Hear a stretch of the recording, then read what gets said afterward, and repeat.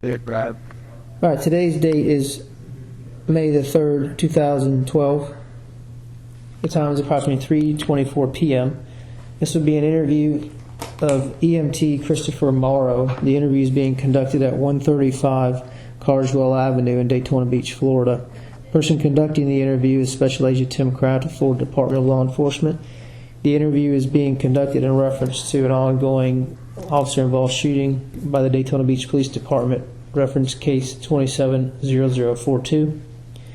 If you can, for me, can you raise your right hand, sir? You solemnly swear the testimony you give is the truth, so help you God? Yes, sir. Okay. On the 28th of April, there was law enforcement-involved shooting that occurred on the Mersereau Aeronautical University campus, and you had an occasion to be working for EVAC that night. Can you, in your own words, describe to me what your observations were, what your actions were, what you saw, and what you did that night?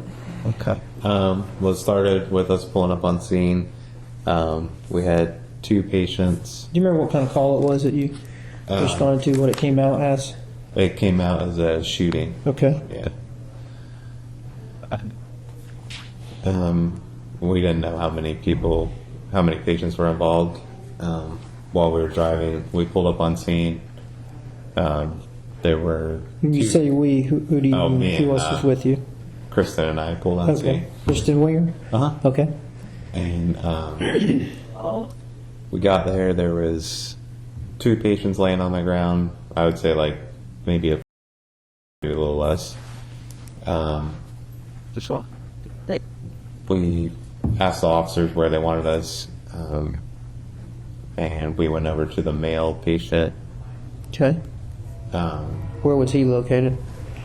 He was located in like a parking lot. Okay. And I would say she was in the street. I'm not sure which road it was. It was one of Embry Riddle's little side roads there. Okay. So what do you see when you... Let me back you up a little bit. Okay. First thing, what is your responsibility? You driver, passenger, in the back of the wagon? On this call, I was the driver. Okay. And So what do you see when you pull up? What happens there when you pull up? Were you able to just pull into the scene, or did you stop? How did you know? we pulled up to the scene, and there was a bunch of people around, a bunch of cop cars and everything. And so we basically said, where's the most serious patient? And then another ambulance pulled in right behind us. Not sure what the unit number was. And so they directed us over to him. And we had to park the unit like basically maybe 100 feet away from him. Okay. And we went over there with just the stretcher, just so we didn't have to drive through the crime scene. I see. So what do you see when you get there? When you get to the patient? And your sole responsibility at this point in time is the male patient. That's where you were going. Yes, sir. What do you see when you get there?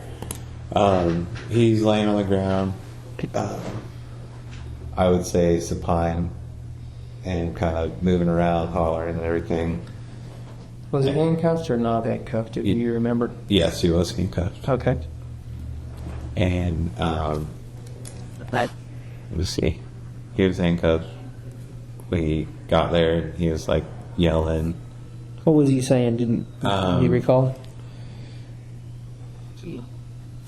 Basically, just help me and take the handcuffs off. And if you take them off, I won't do anything. I'll be good. And that was basically it at that point. On our stretcher, we just had the stretcher monitor and our bleed bag, which has all like our medical supplies. So from there, I ran over back to the truck to grab a backboard and shed back to backboards. So I was gone for about a minute, I would say. Okay. While they were working on it. Did he didn't make any statements in your presence then, other than what you've already said? He made a couple more. What did he say? Do you recall?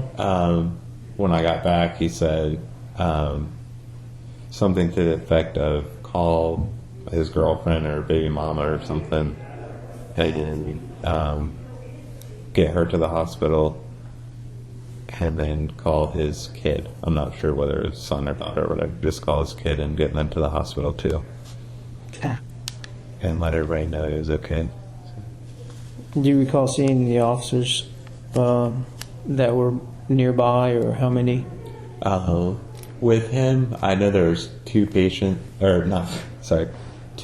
law enforcement officers standing directly by him, and then there were like two more holding flashlights on him so that we could see to work. Do you recall what he was wearing? He had on a sweatshirt, like the zipper type, with a hood. I think it was black. I'm not exactly sure. And then a t-shirt on underneath that. We cut those off, and then jeans. Yeah. Okay. And I think tennis shoes. Too. Yeah. What color or anything?